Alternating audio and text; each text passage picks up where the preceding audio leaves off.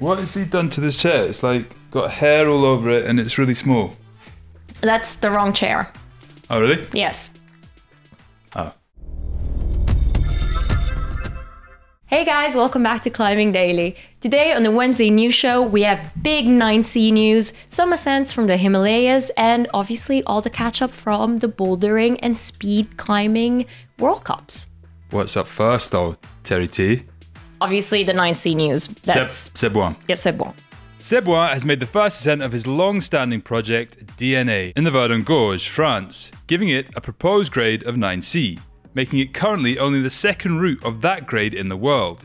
The route, which Seb bolted back in 2019, can be found in the Ramarol sector of the Verdon Gorge, where Seb has previously put up several routes including La Rage d'Adam, a 9B/plus route back in 2019. He spent 150 days on the route, trying it over 250 times. 3 times what he has previously spent on a route, which was 50 days for Beyond Integral, a 9B/plus route. And it's with these numbers, along with his previous hardest ascent of Change, a 9B/plus in Norway, on which he spent 40 days, that he has proposed a grade of 9C for his new route, DNA. For more details on the route, head over to the Black Diamond website for the full written interview with Seb. In the meantime, we managed to catch up with the man himself to ask him how he felt after his historic ascent. Hi everyone.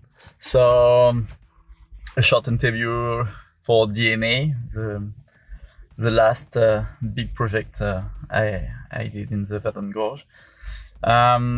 So basically, it's still hard to realize it's done because I spent too many days on, too many tries, and it was kind of routine to walk the route and fall on the same place. And now it's done. It's like, oh, I have not to do it anymore. It's a bit weird, but still super good, and the post-sending vibes are quite good actually.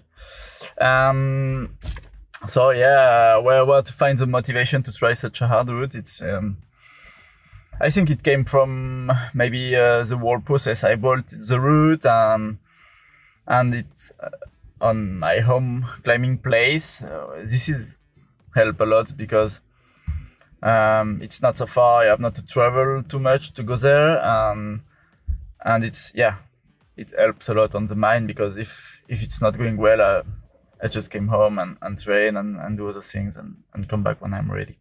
I had quite a bit of pressure this year because it was like the last cold days before the spring and summer, and I knew there was a key hold, pinch key hold to grab, and without good condition, it's quite hard for me. So I did it with a perfect day, perfect conditions, good vibes, so amazing.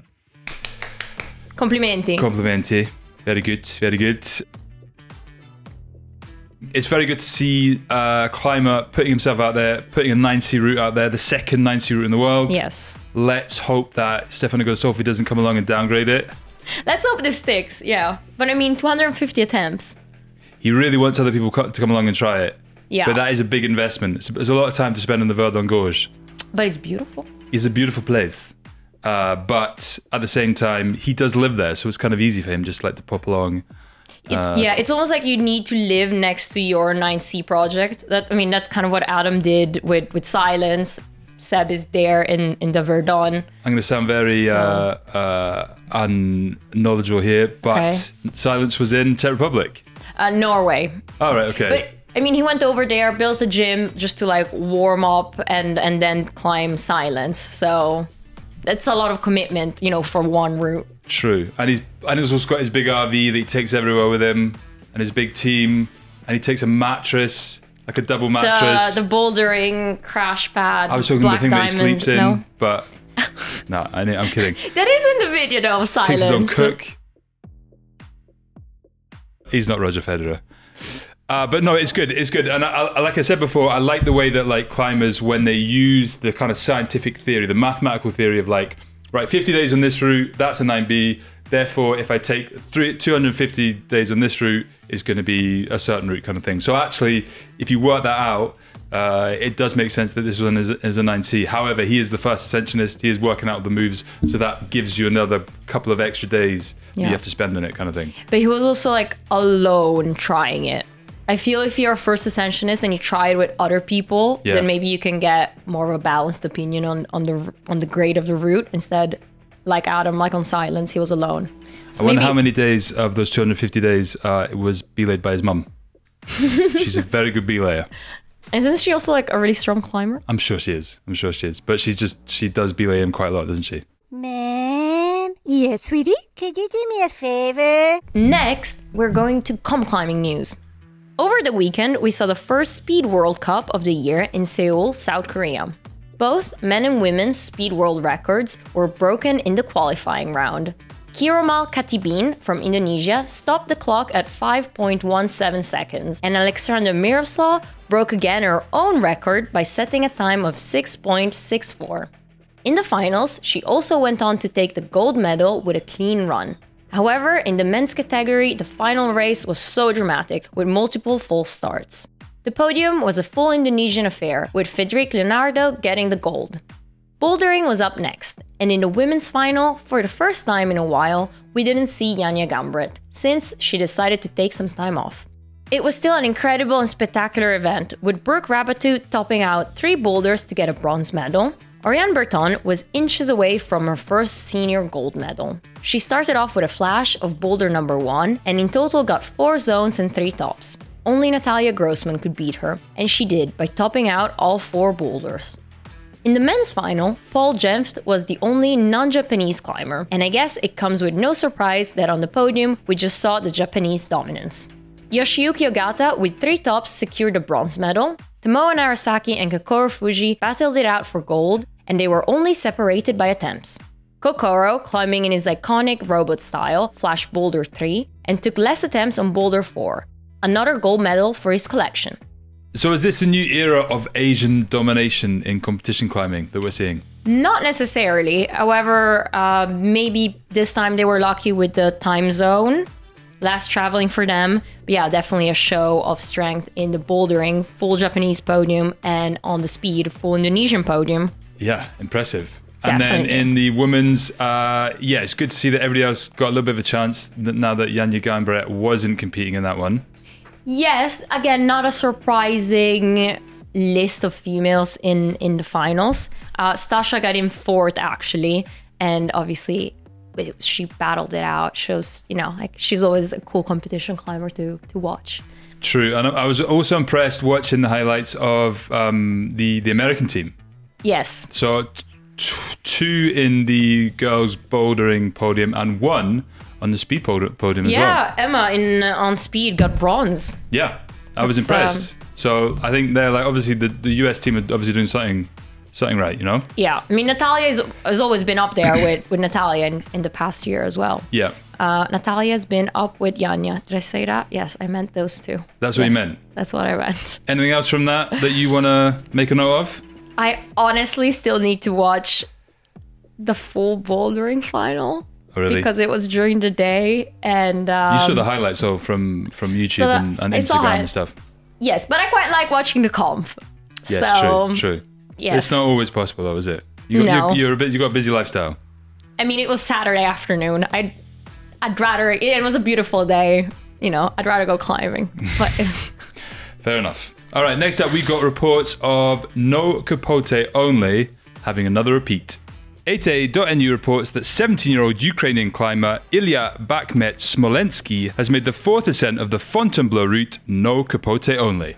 The route, which was first ascended back in 2019 by French climber Charles Barefoot Albert, was initially proposed as the second 9A V17 boulder in the world. The route has since seen 2 repeats with new grades of 8C+/9A and also 8C by the first and second repeaters proposed. Illya himself has previously climbed 8B+ in boulder and 9A in sport, shooting to fame in 2018 when he became at the time the youngest person to climb a 9A at the age of 13, beating Adam Ondra and Ashima Shirashi in that regard. Despite this legitimate track record of high-end climbing, controversy over the ascent remains, as the send footage of the route does not show the full frame of the boulder. In the first part, his feet are not visible, and there also seems to be an apparent glitch in the video at the dyno section later on. These two elements, particularly the glitch, have led some commenters on the video to question its legitimacy. Some saying that the shadows make it look like it's two climbs stitched together. However, people have also voiced the support of the young climber, saying that they know him and he would not do something like that. We tried to get an interview with Illya to address some of these questions, but we were unable to get a hold of him at short notice. Was Illya wearing shoes on his ascent of No-Kopote Only? Illya was wearing shoes on his ascent of No-Kopote Only. But it does raise a lot of other questions about kind of having to record, like to have like a witness, or to have like some kind of like recording of like if you've actually climbed it, whatever kind of thing. Yeah. But actually, I think most of the comments, the kind of the feet thing being out of frame, people don't really have so much of an issue with that. They have an issue with the glitch, and people are saying that the shadow, like before and after the glitch, is kind of like significant enough that to change. Have you overanalyzed the footage? I've overanalyzed the footage. And what do you I've think? gone back and forth, back and forth, back and forth, back and forth. The thing is, they're saying that if you kind of go from 20 to like 20 seconds before the glitch to just after the glitch, there's a significant difference. Okay. However, it seems like even in real time, and actually at times the footage is sped up. Okay. So even in like, as you see it, just like in a continuous shot, the sun does seem to move even in that time. The sun is moving pretty quickly over the rock. So actually, my conclusion, and I've got to say that, I mean, I don't think it's a fake. I think it's a real set. And even like the guy's left like the watermark of the editing software that he's used. Like there's obviously just been like a bit of an issue with the video. It's kind of glitched. People are saying that like his right foot isn't in the right position just before the glitch. And in after the glitch, he's like managed to make out. I looked at that as well. I couldn't see any discrepancy in it, kind of thing. I've kind of been following him for a while. Like I said, he's like climbed 9'8" at the age of 13. Yeah. This guy is like so strong. Oh, he has pedigree. Absolutely. I know filmmakers that have worked with him said that he's a stand-up kid. He's like a family kid. He's like super, like he's supported really well by his parents, kind of thing. I don't believe he would put up a fake. I think it's just Clouds. Yeah, I think it's just like maybe naivety to a certain aspect. He's like, oh yeah, I've sent it. Let's put up the video, kind of thing. Not really thinking like the people would question like the framing at the start, and the fact that people would question the kind of glitch. So I don't think there is an issue with it. Hopefully we'll try and get him on like an interview at some point, not to grill him, but just to kind of maybe just clear it up, kind of thing. Yeah. But yeah, no, it's still an amazingly impressive ascent, considering he's only climbed 8B plus up until this point. What a step up. So a big step up. Big step Yeah, up. because we still don't know what the grade is, because he's like, I don't know what the grade is. I haven't even climbed an 8C before, so I have no idea what this is like. That's fair enough not to put up a grade right away if you don't have that baseline. Yeah, exactly. But right. Let's move on to Himalayan news. The Guardian reports that Nepali mountaineer Kamirita Sherpa has scaled the highest mountain in the world, Everest, for a record 26th time, beating his own previous record set last year. He has held the record since May 2018, and he also holds the most ascents of mountains over 8,000 meters, with 38 in total. His latest ascent was up the Southeast Ridge and comes 28 years after his first ascent, back in 1994. Staying in the Himalayas, Planet Mountain have reported a first repeat of the much coveted west face of Changabang, a 6,880 meter mountain in India. The original ascent back in 1976, made by British mountaineers Peter Boardman and Joe Tasker, was seen as the baptism of a new era of technical climbing in the high altitude mountains of the Himalayas, and was for a time considered the hardest and most technical climb in the ranges. The repeat comes from an Australian-New Zealand team of Kim Ladiges and Matthew Scholes, both from Australia, and Daniel Joel of New Zealand. 20 teams have attempted this face in the intervening 46 years, but this is the first to summit and return to base camp all in one piece. So for a time, this route was the hardest route in the Himalayas. And now, what's the hardest route? I don't know, but this was the hardest route in the Himalayas. But yeah, no, apparently back in the day, 1976, this team kind of went up this, and actually the report goes more into the detail of their report, of their ascent, because it was like seen as this incredible, technical, huge face, super difficult, and the fact that nobody's done it in 46 years, I think quite a few have died like trying it, and now eventually this New Zealand Australian team have managed it. It's very impressive.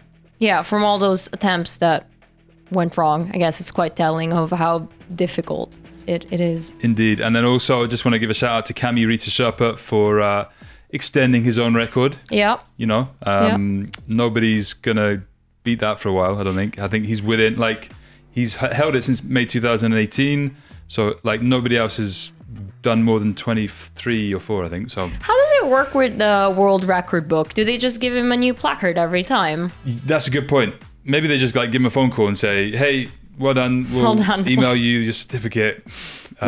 Gold star. Another gold star. 26 gold stars. Talk to you next year. Yeah, see you next year. Keep going. But he is like, how old is he? He's like, he's 51 now, I think. 50s, yeah. Yeah, because he wanted to get 25 before he retired. And he's now got 26, so. Gosh, he must be tired though. You'd think so, but they're made of sterner stuff, Nepalese. That is true. Mountaineers. Sorry, I didn't mean walking. I know I said walking, but like trekking. And climbing. Yeah, that stuff. The hardcore stuff. The hardcore stuff. Anyway, next up we got the 9A Roundup. 8A.nu reports a Swiss climber, Dylan Schwatt, has made a repeat of Adam Ondra's super finale 9A in Raoul, Switzerland, and it took him just 3 sessions. Also on 8A.nu, Joe Kinder has sent Tiger Queen. In a cave in Utah, we're not sure where, it's a 9A route bolted by his wife. Spanish climber Ana Belén Argudo Marugan has made an ascent of El Intento, 8C+/9A in Cuenca, Spain. This comes just a month after her previous 9A, Cordia Maleficarum. Excellent roundup, Terry. See, very I like good. The 9A roundup. Thank you for writing it. He's very quick.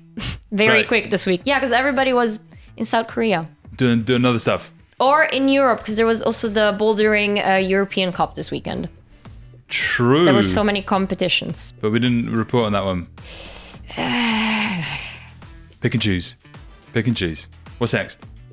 Next up, well, it's 9B counter time. Really? Sure? 9C counter time.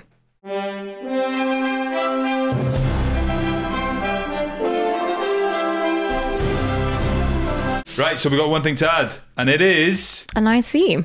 So 5 points for Seb Bouin. Does he shoot to the top? We don't know, because we don't know where the table is. Where is the table? Where's Dave or Steve or Jim or Tony, whatever his name is? I was meant to do it. I was meant to do it for this week. Matt with a spreadsheet is not a good mix, I've got to say. Where's the algorithm? Where's the platforms? Where's the formulas? Where's all the people that do our technical stuff for us? I think we should have just kept the paper one. The what? A paper 9B counter. Yeah, that's true.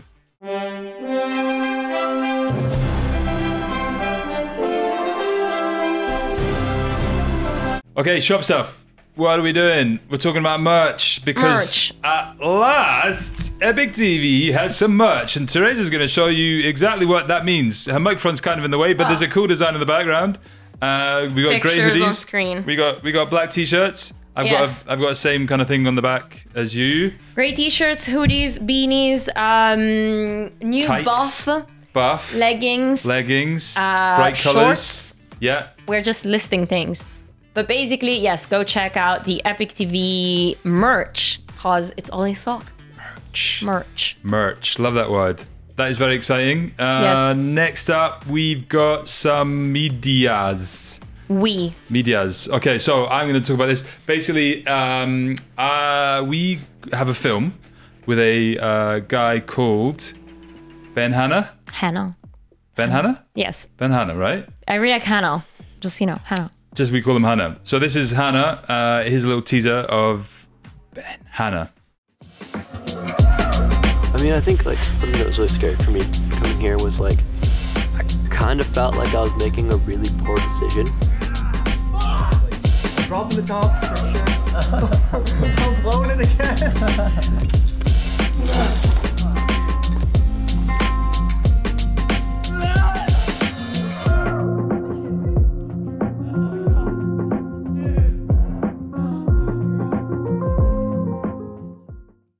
So there's one thing that Teresa knows about Ben Hanna, and it is...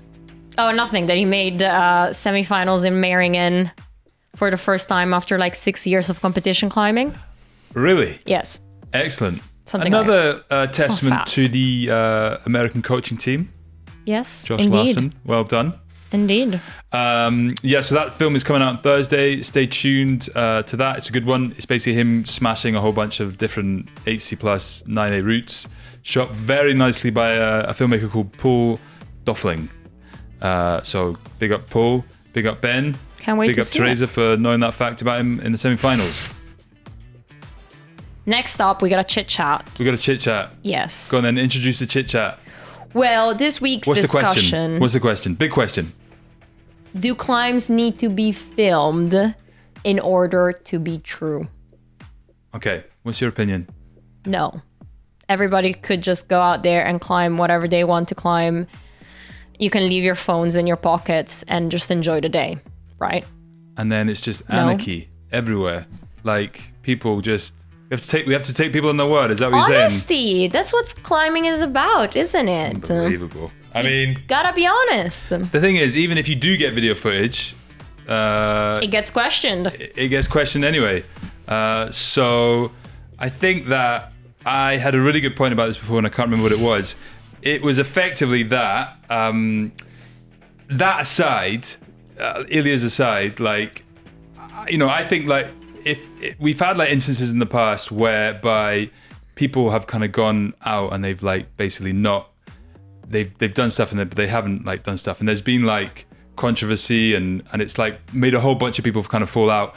Why not just get the footage? Why not just get the video footage, or just get like at least have a witness? You need to have a witness. That's my kind of point, is that you should have at least have a witness of somebody there, kind of Yeah, thing. but it doesn't matter. I mean, usually you're belayed by, you know, a friend, a companion. You can just agree on like lying about it. So, Yeah, but then at least there's a witness. At least you're in it together. oh, so you're lying together. Yeah. So that's a solution. Yeah, yeah. If you don't film it, lie together. I mean, I don't feel that strongly about that, because I've just had a big argument about how I believe that Illya did it. It's a little bit of a grey area. The thing is, what I do think is that when you get to high-end like climbing and bouldering, Yeah. you kind of need to, like, when you're like pushing the boundaries of it, people do kind of need to see because there will always be people questioning you, and like whether that matters or not, that's another question. But Uli Stek, I remember when he did the Annapurna ascent, and he lost his phone on the way up.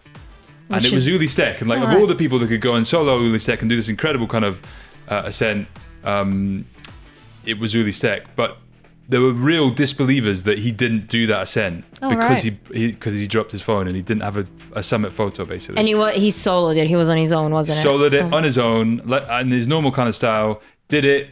Was on his way up. Was going to take a photo. Dropped his glove and his camera. Got to the top. Was like, I can't take a photo anymore, can I? I mean, gravity is a thing, especially for climbers.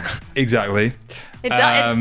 There's just things that happen, I guess. Yeah. Yeah. If you have a reputation, I guess, like Uli did, still he got questioned by the climbing community if you did it or not. So actually, what I'm saying is that I kind of understand that, like, it's a bit ridiculous, but I think when you come to the high end stuff, it kind of needs to be done.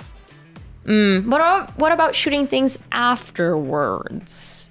Because even with Epic TV videos, how many times did a crew need to go after the ascent to film the moves? Yeah, of course.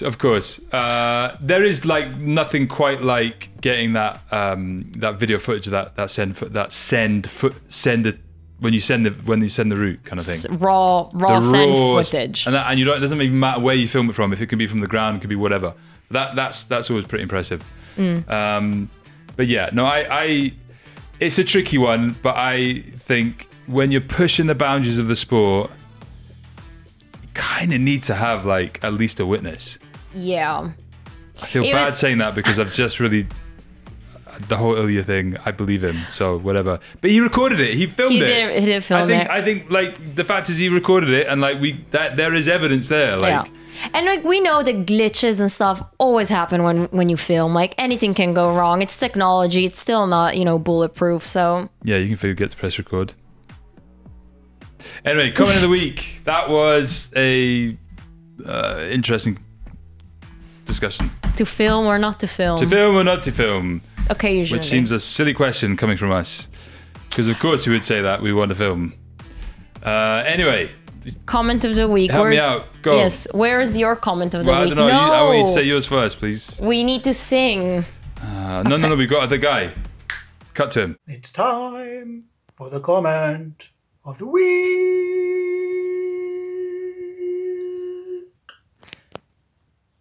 Time for Tiwi's comment of the week. Mine's from Stitch, who says, "Ma'am, like ma'am, jam, like jam." Again.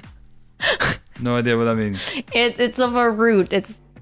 I'm not gonna say it wrong again. Go on, but I am going to. Ma'am like ma'am. A root called Mahamayama, something like that. I'm saying it wrong again. I know that. I could have learned by now.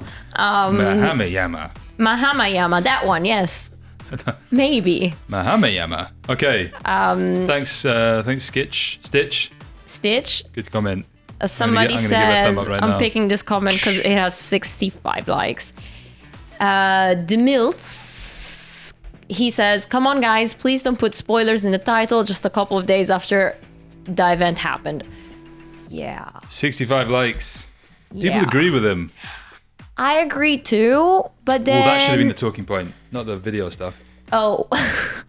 That should have been the talking point. Razor! But then isn't this like a news thing? Like this on a Wednesday, like the comps are over the weekend, you know, social media is quite quick, the world goes on quite quickly. I know, but like, for example, weren't you just saying that you hadn't watched the full replay yet? I know, but like, I still need to report on it, I still need to watch the videos. And I watch it because I love it. I love competition climbing. I love watching them. Like, I don't care who wins. If it's like a new kid, good for them. This is a rant, sorry. Anyway. I definitely remember us saying that we weren't going to put the spoilers in the title. I think you guys forgot, didn't you? No, it was a slow week last week. It was a slow news It was a slow news week last week. Yes. Okay, and well... Alamandra... as a title and a thumbnail works. I think there's one thing that Teresa wants to say right now to all of you guys, all 65 of you, and plus the Mills. What is it? I'm sorry, but Alamandra does make a good cover. Yeah. I am sorry, but you know, yeah, sorry. Anyway, she saw it 3 times. On that lovely note, on that apologetic note, yours apologetically, is that it? Yes, we are off to Greece this week. So please keep up on all our social media channels. Links down below. And especially TikTok. Subscribe to TikTok because that's where we're going to be uploading all the fun stuff. Matt and I did a dance. Matt and Nat did a dance. So if you want to see that, go and subscribe to it. And if you want to see more dances, let us know. Please do it. See you next week. Bye.